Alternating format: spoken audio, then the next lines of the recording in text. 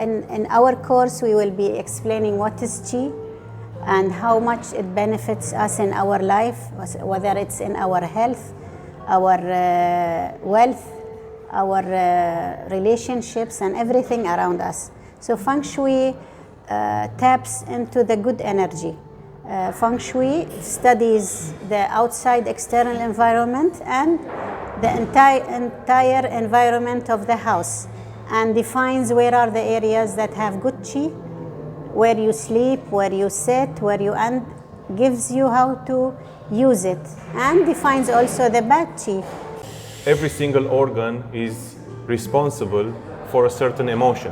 When you go to a certain house that you never visited before, or a certain place, or even a certain country, you have a certain feeling about that place. So the same happens inside our bodies.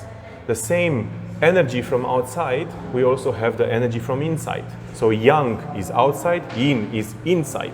So how do we affect our body? How do we work with our body physically, emotionally, mentally in order to seek the balance? You will learn how to be more happy, how to bring more abundance, and how to have better health and have a happy life.